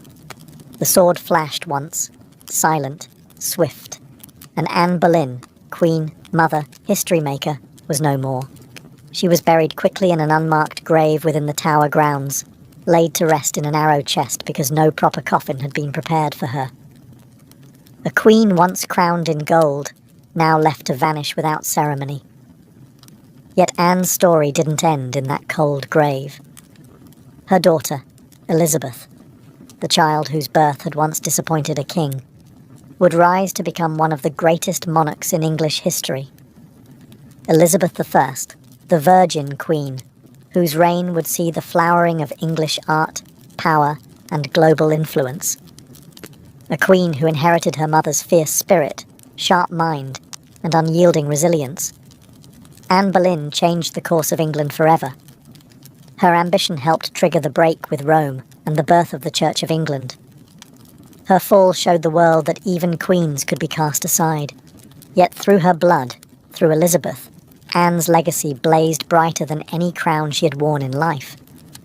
In the end, Anne Boleyn won a kind of immortality, not through her survival, but through her indelible impact on history. By the early 1770s, the American colonies simmered like a pot left too long over a roaring fire. The relationship with Britain, once seen as the proud mother country, had soured into resentment, suspicion, and growing fury. It hadn't started with tea. Years earlier, the Stamp Act had enraged colonists by placing taxes on everything from newspapers to playing cards. That was followed by the Townshend Acts, taxing essentials like paper, glass, and paint. Each new law, passed thousands of miles away by a parliament in which the colonists had no representation, was like another spark landing in dry brush. At first, the anger showed itself in polite petitions and fiery pamphlets.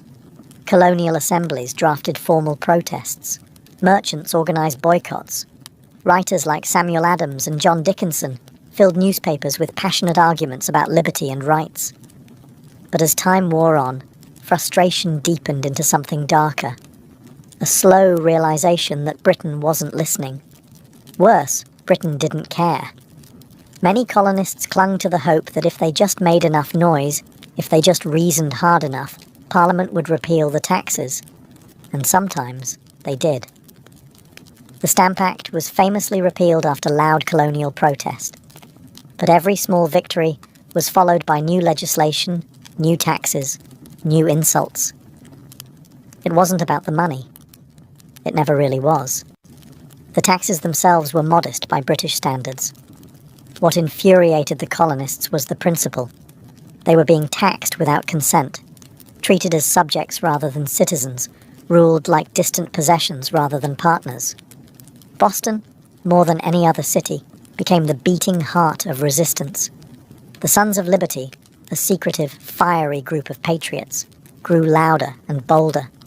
In 1770, tensions exploded into violence when British soldiers fired on unarmed civilians in what became known as the Boston Massacre. Blood had already stained the cobblestones. Trust was a thing of the past. By 1773, the colonies were teetering on the edge. A final insult would tip them into open defiance. And it came, not in the form of soldiers or new laws or armies, but in the quiet, seemingly harmless shape of crates stacked with tea. The colonists didn't know it yet, but the night that tea floated in the cold waters of Boston Harbor, the world would change forever. In 1773, Parliament made a critical miscalculation. Believing the American colonies would quietly accept cheaper tea, they passed the Tea Act, a law that was supposed to save the struggling British East India Company and, incidentally, reassert Britain's right to tax the colonies. On paper, it looked like a good deal. The Tea Act allowed the company to sell tea directly to the colonies, cutting out the middlemen, slashing prices, and offering a luxury product at a bargain. A few pennies cheaper. What could possibly go wrong? Everything. Because the problem wasn't the price of tea, it was the principle behind it. The Tea Act left the hated tax on tea firmly in place. Accepting the tea, even at a discount, would mean acknowledging Parliament's right to tax the colonies without their consent. To many Americans, that was unthinkable, a surrender of the liberties they had fought to protect for more than a decade. The news of the Tea Act spread like wildfire through the colonies. Merchants fumed. They saw their livelihoods threatened by a monopoly that would crush local trade. Patriots raged at the hidden message.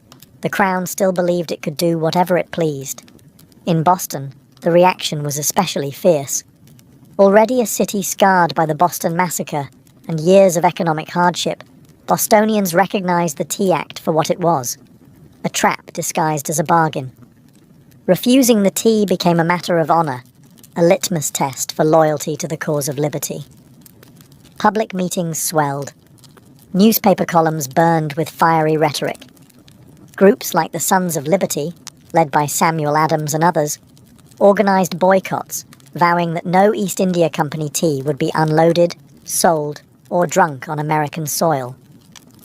All across the colonies, ships carrying the controversial tea were turned away by local resistance. In ports from New York to Charleston, the message was clear. We will not be bought. But in Boston, fate twisted differently. 3 ships, the Dartmouth, the Eleanor, and the Beaver, arrived, anchored in the harbour, and sat there, refusing to leave. Royal officials insisted the tea be unloaded. The colonists refused. A deadlock grew, taut as a drawn bowstring. The tension was unbearable. A single act would break it, and history would never be the same again. As the British tea ships sat stubbornly anchored in Boston Harbour, the city itself transformed into a powder keg. Every day that passed without resolution tightened the tension. Boston wasn't just resisting, it was preparing for a fight. In taverns, churches, and public squares, angry colonists debated what to do. The Sons of Liberty, led by fiery voices like Samuel Adams, John Hancock, and Paul Revere, moved swiftly to organize resistance. They posted public notices calling on citizens to boycott British tea, and held raucous meetings that swelled with farmers, artisans, and merchants alike. Each gathering added fuel to the fire. The Old South Meeting House became the nerve center of the resistance. Thousands crammed into the wooden hall, their breath fogging the air, their voices rising in defiance. Here, resolutions were passed, speeches were made, and tempers boiled.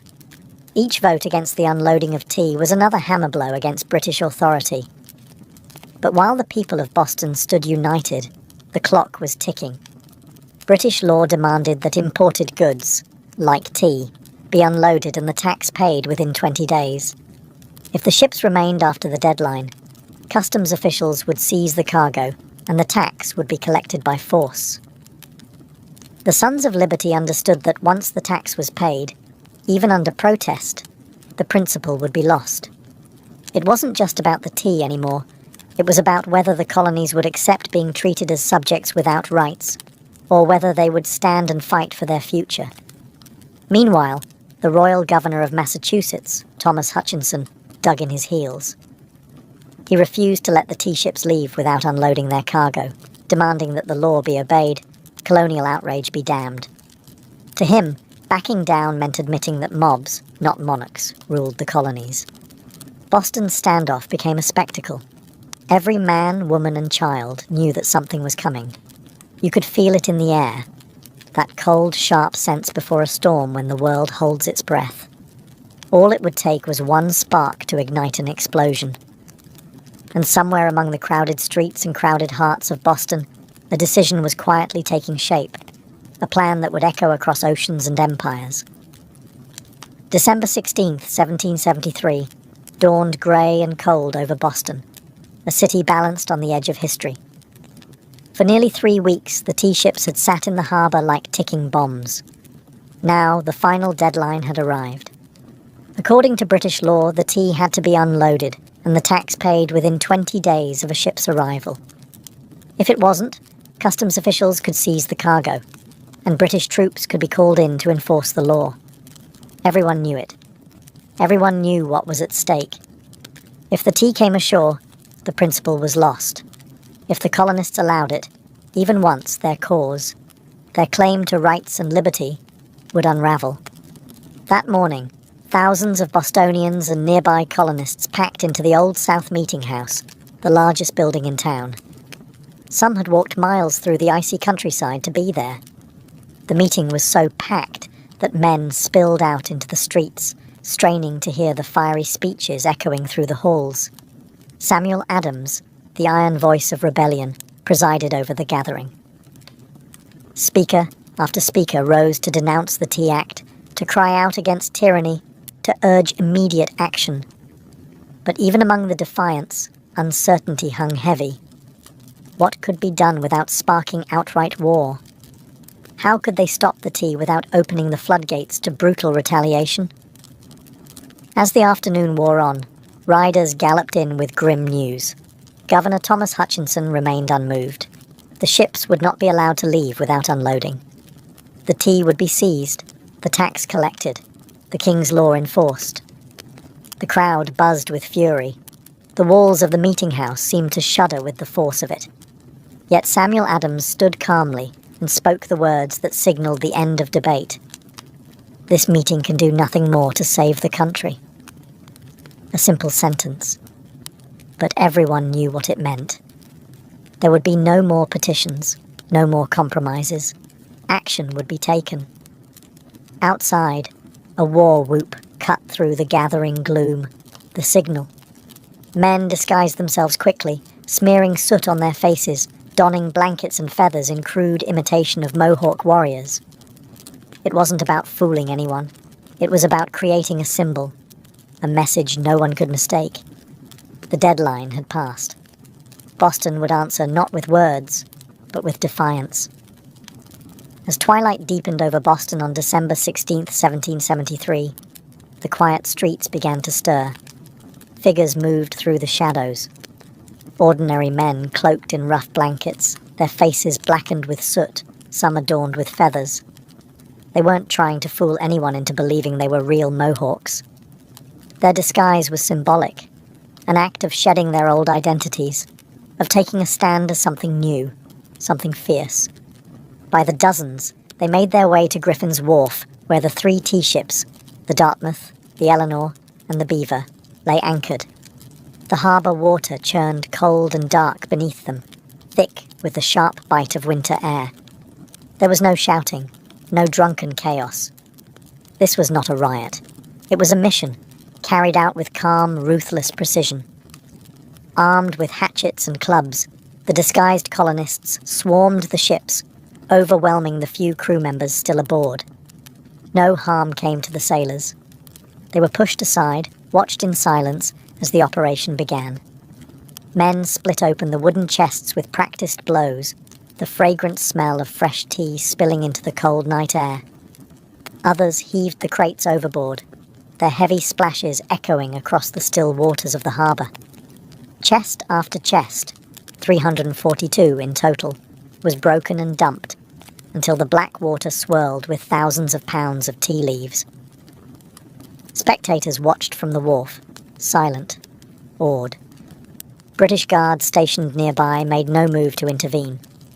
Whether from confusion, sympathy, or fear of escalating violence remains unclear. Some accounts suggest that even among British loyalists there was an understanding. Something had shifted, and there would be no stopping it tonight. The discipline was extraordinary. No cargo was stolen. No one raided the ships for valuables. Only the tea, the hated symbol of British oppression, was targeted. In a town where hunger and hardship were daily realities, the men could have easily turned the protest into an excuse for looting. They did not. When it was over, the harbour resembled a great, swirling cauldron, filled with torn chests and soaking tea leaves. The smell of the sea mixed with the sharp tang of smashed tea, filling the night air with a strange, bittersweet scent. The work was done. Silently, the men disappeared into the night, vanishing into the alleys and back streets of Boston. They left behind no names, no leaders, no claims to fame, only the unmistakable mark of revolution. As the last broken crates bobbed in the dark water, Boston stood still, almost holding its breath. The Boston Tea Party wasn't a riot, a brawl, or a drunken spectacle. It was something far rarer, an act of cold, deliberate defiance carried out under the cloak of night. The harbour was transformed into a giant, swirling teapot. Thousands of pounds of East India Company tea floated in great mats on the water, staining it black. Some colonists, curious and rebellious, scooped handfuls of soaked leaves from the harbour, only to be chastised by the Sons of Liberty patrolling the docks. Nothing was to be salvaged. No one would profit from this night's work. This was principle, pure and simple. The town woke the next morning to the smell of salty tea hanging heavy in the air. News spread like wildfire. Word of mouth, letters, broadsheets. By midday, everyone from apprentices to merchants knew what had happened, and opinions split fast. Among patriots, there was pride, a fierce, swelling pride, that ordinary men had stood up to the mightiest empire in the world and struck a blow for liberty. Among loyalists and moderates, there was horror. To them, the destruction of property was reckless, dangerous. Had the colonies crossed a line they couldn't walk back from? Governor Thomas Hutchinson raged in his mansion, furious not only at the destruction but at the message it sent. If the king's authority could be defied so brazenly in Boston, where else might rebellion spark? British officials were stunned. They had expected protests, boycotts, maybe another riot like those that had broken out over the Stamp Act. They hadn't expected organised, disciplined revolutionaries to calmly destroy tens of thousands of pounds of royal property without so much as breaking a window. The ship's captains, the Dartmouth, the Eleanor, the Beaver, could only watch helplessly as their cargo disappeared beneath the waves.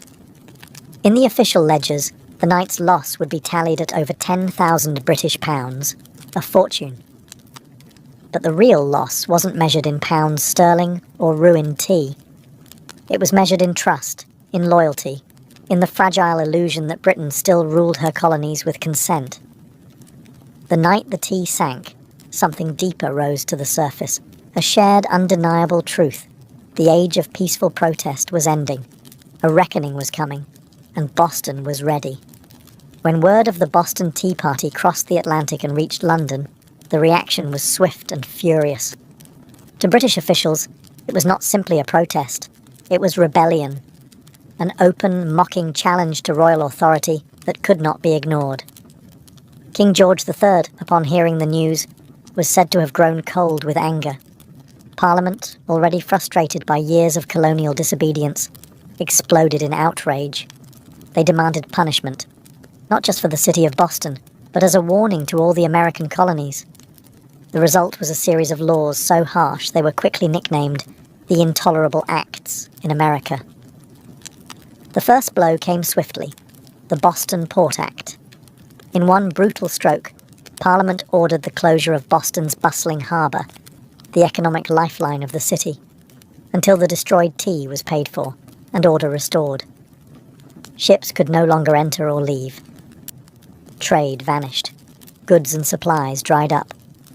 Boston, once vibrant and noisy, grew quiet, its docks eerily still. But the punishment didn't stop there. The Massachusetts Government Act stripped the colony of its self-governing rights, placing it firmly under the king's appointed officials. The Administration of Justice Act allowed royal officials accused of crimes to be tried back in Britain, a clear message that British authorities were untouchable. And to make sure the colonies knew force was an option, British soldiers were quartered throughout Boston, living among the very citizens they were meant to subdue. The message was clear. Rebellion would be crushed. Liberty was a luxury the Crown would no longer tolerate. But Parliament's heavy hand had an unintended effect. Instead of frightening the other colonies into submission, it outraged them. News of Boston's suffering, of its port closed, its people starving under martial law, stirred deep sympathy and righteous anger throughout America.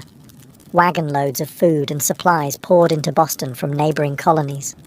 Letters of support, pledges of unity, and secret meetings began to weave the once fragmented colonies closer together. What had once been a Massachusetts problem was rapidly becoming an American one. In punishing Boston, Britain had hoped to make an example of them. Instead, they made Boston a symbol, a rallying cry for resistance. The flames of revolution, once flickering in isolated pockets, now began to blaze from colony to colony. And there would be no easy extinguishing them.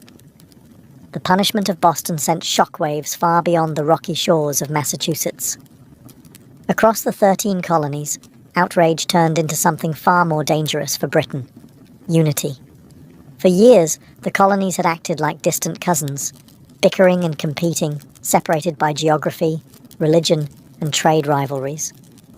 But when Parliament slammed Boston's harbour shut and stripped Massachusetts of its self-governance, Americans across the continent realized if it could happen to Boston, it could happen to anyone.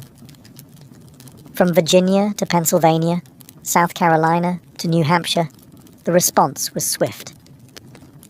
Colonists sent wagons full of food, supplies, and letters of solidarity to the suffering people of Boston. Town meetings buzzed with anger. Newspaper printers worked day and night to spread the news. The fight was no longer Boston's alone. It was everyone's. And so, in September 1774, something unprecedented happened. The First Continental Congress convened in Philadelphia. For the first time, representatives from 12 of the 13 colonies gathered under one roof to discuss a unified response. Men like George Washington, Patrick Henry, John Adams, and Samuel Adams, once merely regional figures, now stood together as architects of a movement that was growing larger by the day. Their goal, at least officially, was not yet full independence. Most still hoped for reconciliation, for a return to the old relationship of mutual respect under the British Crown. But beneath the polite debates and carefully worded petitions, a deeper understanding was taking root. The colonies could no longer afford to stand separately. At the Congress, they agreed to a sweeping boycott of British goods. They pledged mutual support in the face of further British aggression, and they made it clear any attack on one colony would be considered an attack on all.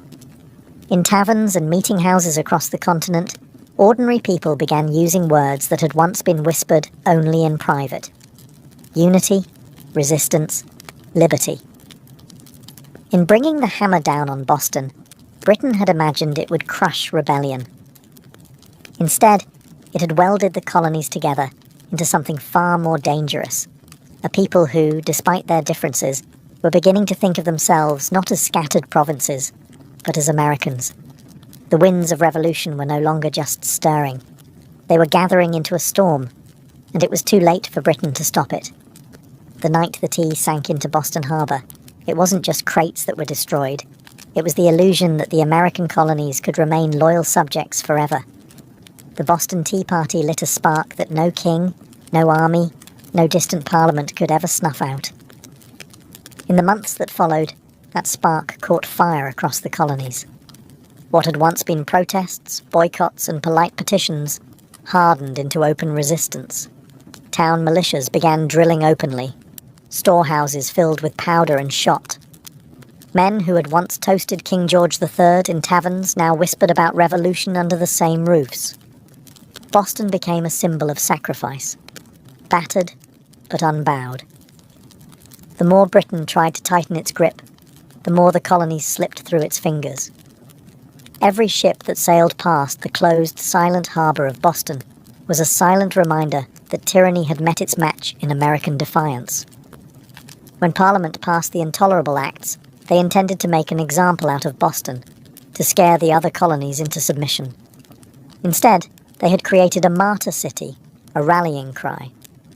From Georgia to New Hampshire, colonists realized that their fates were tied together. Resistance was no longer about tea. It was about survival, identity, freedom. By the spring of 1775, the tension reached a boiling point outside Boston, in the villages of Lexington and Concord. British troops, sent to confiscate colonial weapons, instead found armed farmers, ordinary men ready to defend their rights with musket fire. The first shots of the American Revolution rang out, a direct line traced back to the moment when men chose principle over profit and dumped a fortune's worth of tea into the harbour. The Boston Tea Party showed the world that revolution doesn't always announce itself with trumpets and banners. Sometimes it starts quietly, with a small group of determined people standing in the cold, choosing defiance over fear. In dumping the tea, the colonists weren't just rejecting a tax. They were rejecting an empire. And though the road ahead would be bloody, bitter, and uncertain, one thing had become clear that night in Boston Harbor.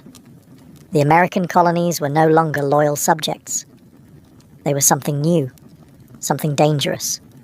They were revolutionaries. And they were just getting started. All. Before the towering pyramids of Giza, before Mesopotamian cities buzzed with life, before Stonehenge stood against the sky, there was Corral. Hidden away in the dry valleys of coastal Peru, Corral rose in silent majesty nearly 5,000 years ago, then faded into near-complete oblivion, swallowed by sands and forgotten by history. For centuries, the world did not even know it existed. The Super Valley, where Corral once thrived, seems at first glance an unlikely place for civilization to bloom. The landscape is parched, barren, the river little more than a thin silver thread winding through rocks and dust. To most eyes it looked inhospitable, a place abandoned by life. Yet it was here, amid the desolation, that one of humanity's earliest great cities took shape. Corral wasn't just a collection of scattered huts or a temporary trading post. It was a planned city, sprawling over 150 acres, filled with pyramids, plazas, residential quarters, and ceremonial spaces. It had scale, purpose, and vision, a complex society blossoming centuries before the Egyptians began stacking stones into pyramids of their own. The people of Corral achieved this without the wheel, without written language, without metal tools. They built massive structures from stone and earth with nothing but ingenuity, communal effort, and the raw power of human will. Yet for thousands of years, Corral's existence remained a secret. Even when travellers stumbled across the strange, weathered mounds scattered across the valley, they mistook them for natural formations, mere hills sculpted by the desert winds. No one imagined that beneath the sand lay one of the oldest cities in the world, predating even the civilizations that history books had crowned as the firsts. It wasn't until the late 20th century that archaeologists, led by Ruth Shady, uncovered the truth. What they found buried in the dust of time would rewrite the story of the Americas and force the world to reconsider what it thought it knew about the birth of civilization itself. Corral had risen, flourished, and fallen in total anonymity. Now, after millennia of silence, its stones are speaking again, whispering of a peaceful, intelligent people who built a world of complexity and wonder in a land where life itself seemed impossible. And this was only the beginning of their story. At first glance, the Supi Valley looks like a place where life should struggle to exist. Harsh winds sweep across endless stretches of sand and stone.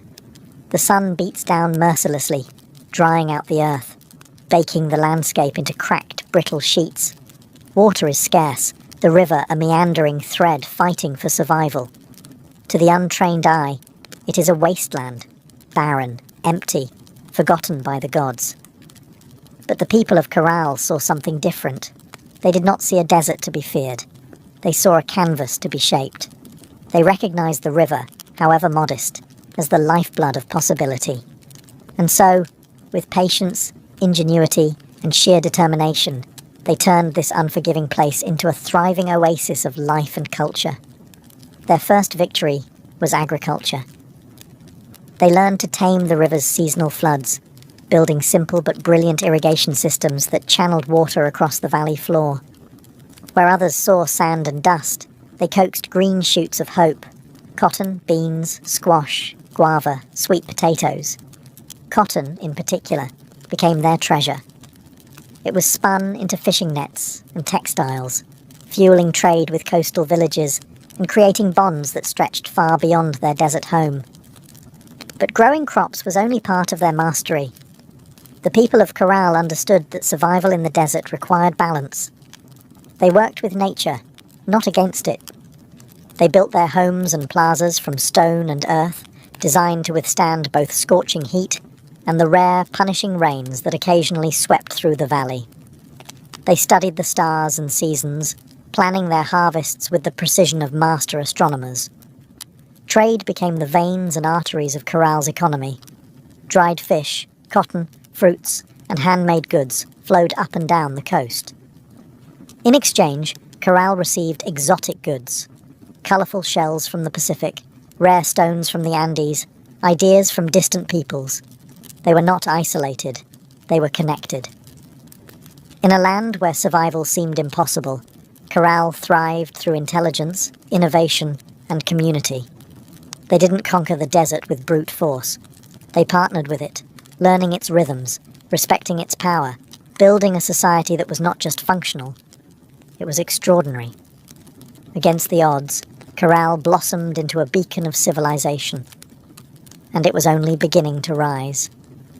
Rising out of the desert like ancient guardians, the pyramids of Corral defy everything we thought we knew about early civilization in the Americas. These were not small, crude structures built by primitive hands. They were massive, deliberate works of architecture, created by a people with vision, organization, and ambition. The centerpiece of the city was the Pyramid Mare, the largest of Corral's monumental structures. It stretched more than 450 feet in length and towered nearly 60 feet above the desert floor, a feat of engineering on par with the early wonders of the ancient world. Built from stone, mud, and woven reed bags filled with rocks, the pyramid was designed not just to endure the harsh climate, but to withstand the punishing earthquakes that occasionally rattled the region. And endure it did, standing silent against wind and time for nearly 5 millennia. But the pyramids of Corral were not tombs. Unlike the massive burial complexes of Egypt, Corral's pyramids served a different purpose. They were centers of ceremony, power, and public life. Temples and gathering spaces crowned their summits, accessible by broad, elegant staircases. Fires once burned atop these platforms, and rituals were held beneath the endless Peruvian sky. At the foot of the pyramids, vast plazas opened up, sunken and circular, inviting thousands to gather for religious ceremonies, political meetings, and communal celebrations. The very design of Corral's cityscape suggested a society that prized community and order, a people deeply connected to one another and to the cosmos. Around the pyramids, smaller residential complexes fanned out, likely home to priests, administrators, artisans, and farmers. The pyramids themselves seem to have been strategically placed, aligned with celestial events, sunrises, solstices, the cycles of the stars. To the people of Corral, architecture wasn't just practical, it was spiritual, mathematical, cosmic. Walking among the weathered stones today, it's almost impossible not to feel a strange sense of awe. These structures were raised without metal tools, without the wheel, without beasts of burden. Yet they rose with symmetry, scale, and staggering precision. The great pyramids of Corral were not built for vanity, nor for war. They were built to connect earth and sky, community and cosmos, humanity and eternity. And they still whisper across the sands, telling a story that refuses to be forgotten. Among the ruins of Corral, there is something profoundly different, something that sets it apart from so many ancient civilizations. No weapons have been found buried beneath its sands. No defensive walls circle its plazas. No mass graves hint at bloody conquest or internal strife. Unlike the kingdoms that rose and fell through war, Corral was a society built on peace. It's a revelation that defies expectations. Here was a civilization that flourished not through violence, but through cooperation, trade, and shared belief.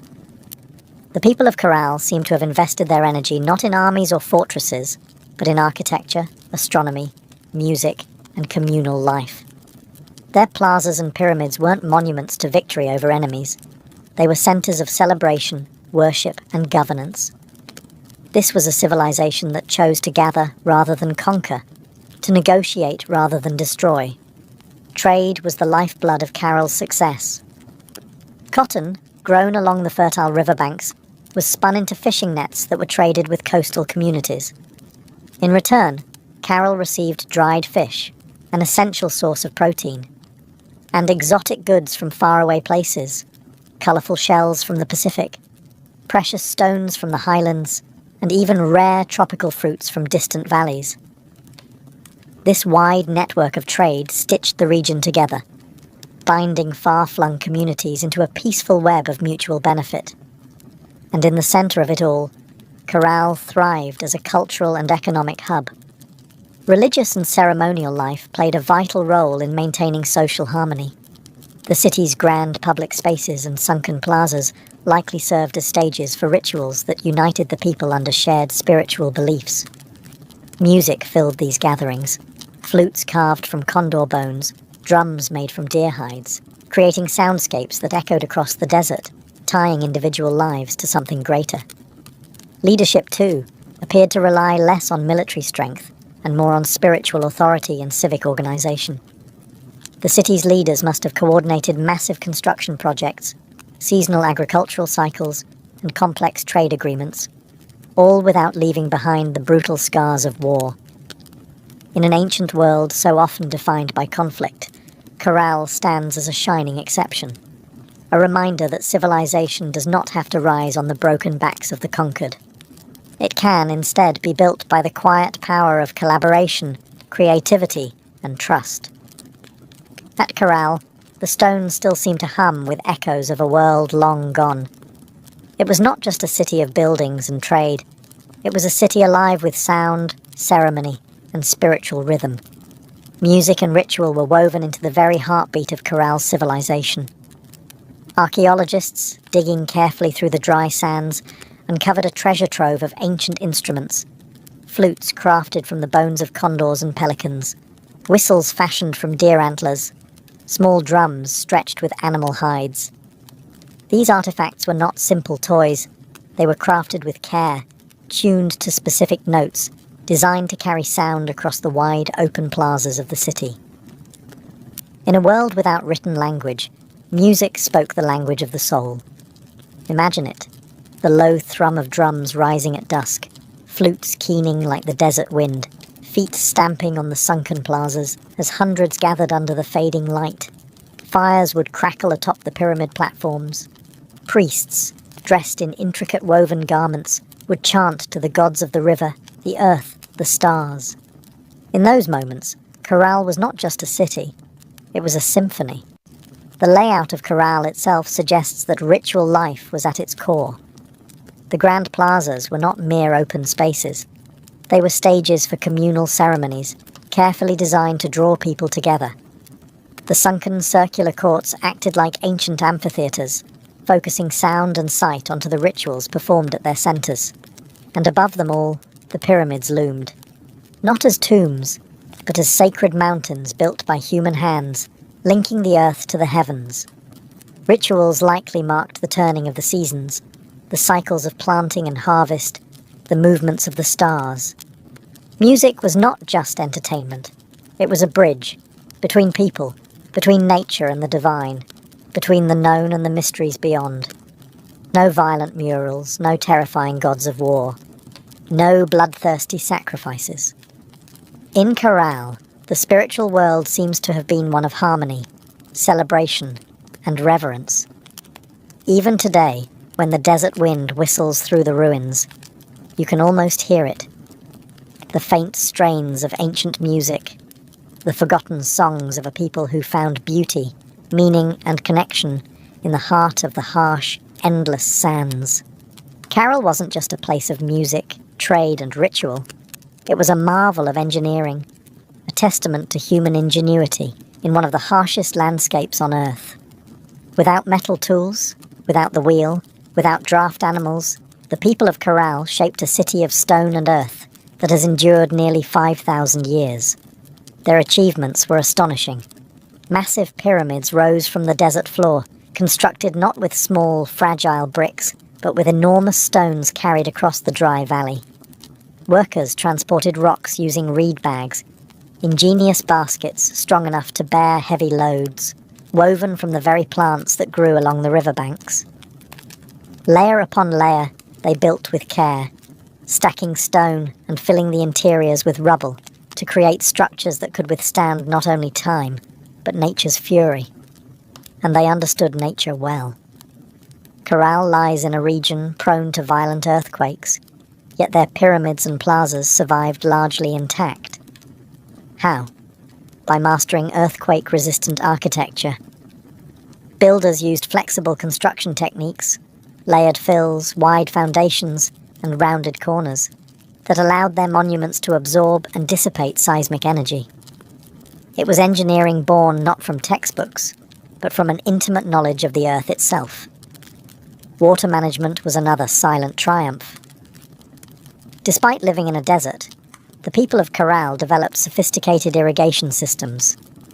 Channels and canals carefully guided river water to their agricultural fields, allowing crops to flourish even during dry seasons.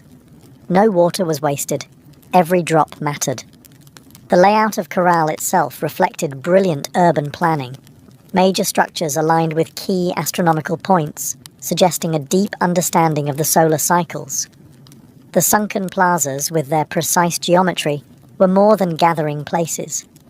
They were instruments for tracking the heavens, allowing priests and astronomers to predict seasons crucial for survival.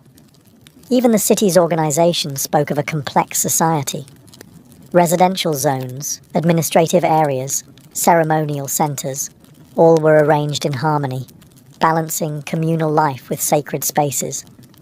They built not just for the moment, but for generations. Today, as modern engineers marvel at Corral's resilience, they are reminded that greatness is not measured by technology alone. Sometimes the deepest wisdom lies in understanding the forces of nature, in working with the land, not against it. Corral's stones have endured storms, quakes, and the erosion of time itself. They stand as a silent testament to a civilization that engineered their dreams into the desert sands. For centuries, the city of Corral flourished, a beacon of peace, music, trade, and architectural mastery in the desert sands. And then, quietly, almost without a trace, it was abandoned. No fires marked its fall. No signs of conquest scar its walls. No mass graves or shattered monuments tell a story of sudden disaster. Instead, Corral simply faded, its plazas emptied, its pyramids left to the drifting sands, its flutes and drums silenced by time. Why did they leave? That question still lingers like a ghost across the Super Valley. Some scholars believe that environmental change struck the final blow. Evidence suggests that a long period of drought may have crippled Corral's agriculture. Without the river's life-giving waters, the fields would have withered. Trade networks, dependent on surplus cotton and food, would have faltered. The careful balance Corral had maintained with its harsh environment may have finally tipped beyond repair. Other theories point to shifting trade routes. As neighbouring cultures grew and new centres of power emerged along the coast and inland, Corral's influence might have diminished. Perhaps the goods they once supplied, cotton, fish, produce, were no longer enough to sustain their role as a dominant city. Slowly, the lifeblood of commerce drained away. Still others whisper of internal decline. Without written records, we can only imagine political struggles, religious upheaval, or simple exhaustion after centuries of growth. Even peaceful societies can fracture under pressure when survival becomes uncertain. Whatever the cause, the departure seems to have been gradual, not sudden. Families likely drifted away one by one, seeking more fertile valleys, stronger rivers, new beginnings. Children who once ran across corral's plazas grew up telling stories of a lost city behind them, stories that would eventually fade into legend. The desert reclaimed what humans had built. Winds carried fine sand over stone temples. Flutes lay buried beneath shifting dunes. What had once been a humming, vibrant civilization became a field of silent, sleeping mounds. For nearly 4,000 years, Corral remained hidden, a whisper beneath the sands, waiting. Today, as archaeologists carefully uncover its stones, the question still burns. How does a city so advanced, so beautifully crafted, simply vanish? Perhaps the truth is that even the greatest civilizations, no matter how wise or peaceful, are still fragile, threads woven into the tapestry of time, forever vulnerable to the unseen forces of change. For millennia, Corral lay forgotten, buried beneath the silent sands of the Super Valley. Travellers passed the strange, rounded hills that dotted the landscape, never suspecting that beneath their feet lay the ruins of a civilization older than the pyramids of Egypt. To them, these were just natural formations, mounds shaped by the wind and time. It wasn't until the late 20th century that the world would finally hear Corral's voice again. In the 1990s, Peruvian archaeologist Ruth Shady led a team into the Soup Valley, driven by curiosity and a growing sense that these hills might hold secrets no one had yet uncovered. What they found would rewrite the story of human civilization in the Americas. Layer by painstaking layer, the sand was brushed away. Beneath it emerged walls of carefully cut stone, grand staircases, sunken plazas, pyramids, a city far older than anyone could have imagined. Radiocarbon dating confirmed the unbelievable. Corral was over 4,600 years old, thriving at the same time as the earliest civilizations in Mesopotamia and Egypt. It was a discovery that shook the foundations of archaeology. Before Corral, scholars believed that civilization in the Americas developed much later, shadowed by the great empires of the Old World. Corral changed everything. It proved that the Americas had birthed monumental architecture, complex urban life, and social organization independently, long before the rise of the Incas or the Maya. Ruth Shady and her team found not just stone and rubble, but the remnants of life: musical instruments, fishing nets, textiles, quipu, ancient knot records, and even offerings made to the gods. Each artifact told a story of a people who had built a society with vision, intelligence, and profound creativity. Corral's rediscovery was more than an academic triumph. It was a resurrection. A civilization that had slept beneath the desert for thousands of years now stood revealed under the open sky once more. Its plazas kissed by the same winds that had once carried the sounds of flutes and the laughter of children. Today, Corral is recognized as a UNESCO World Heritage Site, a fragile, priceless link to humanity's earliest dreams of building, belonging, and believing. The sands had hidden Corral well, but in the end, the stones endured, waiting for someone to listen, to see, to remember. Corral stands today as a silent giant, a reminder that civilization's roots stretch far deeper than we once believed. Among its pyramids and plazas, the ancient stones whisper a story that reshapes our understanding of humanity's journey. A story not of conquest and bloodshed, but of harmony, ingenuity, and hope. Long before the towering empires of Greece, Rome, or even Egypt, the people of Corral were building something extraordinary. They raised pyramids without the wheel. They mapped the stars without written records. They created a thriving society rooted in trade, music, ritual, and engineering, all without leaving scars of war upon the land. In an era often defined by conflict, Corral offers another vision of what civilization can be, a society that valued connection over conquest, knowledge over domination. It reminds us that complexity does not require violence, that greatness is not measured by how many armies march across a battlefield, but by how a community comes together to build, to create, to dream. Carol's legacy reaches far beyond the dry sands of the Soup Valley. It challenges old assumptions, that civilization had a single cradle, that urban life and monumental architecture belonged first to the old world. Corral proves that humanity's spirit of innovation and aspiration arose independently in many corners of the earth, shaped by different hands, but driven by the same eternal desires: to endure, to celebrate, to reach toward the divine. Today, walking among Corral's weathered ruins, you can almost hear it. The pulse of drums, the low hum of flutes, the murmur of traders bargaining in the plazas, the laughter of children racing through stone alleys under a sky of endless stars. Their lives, their dreams, their stories are still with us, etched into the bones of the earth. Corral teaches us that even when civilizations fall, their spirit can endure, sleeping under sands, waiting to be remembered, waiting to inspire again. In the great timeline of human history, Corral shines not just as a relic of the past, but as a beacon for the future. A reminder that, even in the harshest deserts, even under the heaviest sands, the seeds of wonder, wisdom, and peace can take root, and build a world that reaches for the stars.